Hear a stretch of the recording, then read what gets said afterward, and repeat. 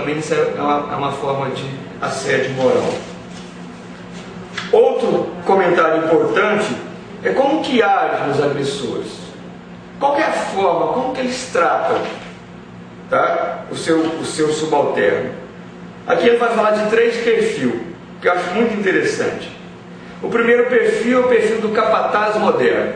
Capataz é o termo que se usava lá na fazenda, lá na roça, tá? Lá pelo senhorio, tá? É aquela pessoa que manda quem pode e obedece quem tem juízo. É aquela chefia que bajula as autoridades e não larga os subordinados. Persegue e controla cada um com mão de ferro. Esse é o perfil do agressor, chamado de capataz moderno. Depois tem o perfil do troglodita. Olha o perfil do troglodita, tanto que é interessante. Eu falo que qualquer semelhança é mera coincidência. É a chefia brusca, grotesca. Implanta normas sem pensar e todos devem obedecer sem reclamar. Sempre está com razão. Seu tipo é: eu mando, você obedece. Não aceita diálogo. Tudo tem que ser de acordo com o que ele pensa. E principalmente quando ele acha que está certo, tá? Sem conhecimento de causa muitas das vezes. Depois o terceiro perfil é aquela autoridade autoritária. Também qualquer semelhança é mera coincidência. Escondem seu desconhecimento com ordens contraditórias. Começam projetos novos para no dia seguinte modificá-lo. Exige relatórios diários que não serão utilizados. Se algum projeto é elogiado pelos superiores, colhe os louros. O projeto é dele, mesmo que tenha sido feito por um professor, um subalterno seu, mas ele pega para si esse projeto. Em caso contrário, responsabiliza a incompetência de seus subordinados. Se a coisa não deu certo, a culpa é do subordinado, nunca dele. Você conhece algum tipo nesse sentido? Tá? Aí eu repito, qualquer semelhança é mera coincidência.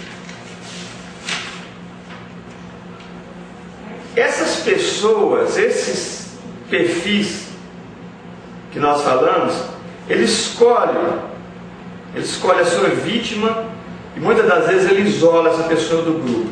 Essa pessoa é aquela pessoa que ela tem a sua competência, ela sobressai no meio dos outros e por causa da sua competência ela passa a ser perigosa. Passa a ser perigosa pela direção, que a direção começa a ficar com medo de que essa pessoa vai tomar o seu lugar. Então impede-na de expressar e não fala por quê. Isola, ignora qualquer atitude dessa pessoa.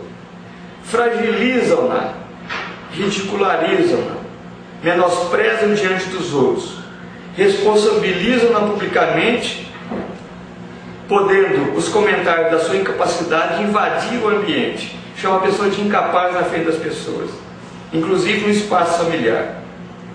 Desestabiliza esse profissional de forma emocional. A vítima gradativamente vai perdendo simultaneamente a sua autoconfiança, porque na verdade tudo que ela faz está errado. Então ela perde aquela autoconfiança, perde o estímulo do trabalho e o interesse pelo trabalho. Então esse comportamento, de forma gradativa, ela vai destruindo a vítima e começa então a desencadear e agravar doenças pré-existentes. Começa aquela somatização. A pessoa começa com aquele processo de baixa estima. Eu não sou capaz, eu não sou competente, tudo que eu faço não está certo, tudo está errado. É perseguido o tempo todo, não pode reclamar com ninguém, tá? Então essa destruição engloba vigilância acentuada, constante, tá? Isola. A vítima começa a se isolar, inclusive no âmbito familiar e dos amigos, passando muitas vezes a pessoa a usar remédios antidepressivos e viciam nesses remédios antidepressivos, tá? Outros podem buscar, muitas das vezes, refúgio em álcool e às vezes até droga, tá? Muitas dessas pessoas acabam em processo de suicídio. Livrar-se da vítima, que é forçada a pedir remoção, muitas vezes ela pede remoção para não ficar naquela escola, naquele ambiente de trabalho. Muitas pedem demissão do seu cargo, tá? Então esse é o objetivo do agressor. Esse é o objetivo da pessoa que está ali na direção. Livrar dessa pessoa, porque essa pessoa é perigo. Primeira coisa, ela conseguiu destruir ela. Segundo, agora eu vou livrar dela aqui no meu ambiente, que ela se tornou insuportável. Ficou chorona demais. Tá? Então, de certa forma, ela anula essa pessoa no ambiente de trabalho. E o último ato dela é fazer com que essa pessoa peça demissão, ou então ela peça remoção para outro lugar. Tá? O que deve ser feito? Tem uma cartilha que ela foi produzida pelo deputado do Estado de São Paulo, o senhor Dr. Antônio Mentor. Ele vai falar exatamente dessa necessidade de combater. Então, primeira coisa, procure uma autoridade superior. A própria Constituição, como eu falei, ela vai te dar esse direito. São a todos os cidadãos assegurados, independentemente de pagamento de taxa, de custas, tá? Direito de petição aos poderes públicos em defesa de direitos ou contra a ilegalidade ou abuso de poder. Então, você que está sofrendo ilegalidade ou abuso de poder, procure o Ministério Público, procure um órgão de classe, procure o seu sindicato, procure nós aqui no Sintego, que nós vamos tomar providência. Nós estamos tentando, de certa forma, um trabalho de prevenção. Nessa ação conjunta com o Ministério Público, nós estamos tentando, primeiro, esse esclarecimento, porque muitas dessas diretoras, muitas dessas pessoas que estão na direção, elas manifestaram não conhecimento, não sabem falar sobre o assunto.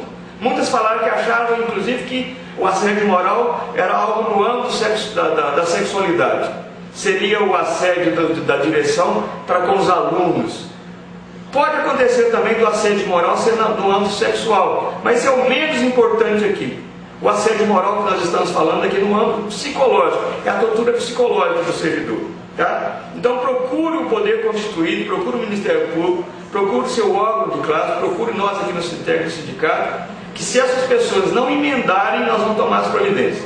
Tá? Nós vamos entrar com um processo administrativo, de improbidade administrativa, nós vamos requerer das autoridades constituídas, vamos pedir o processo criminal, que é a prevaricação, e se for possível, inclusive, a indenização, tá? Contra o município ou contra o Estado, pelo dano provocado nesse servidor.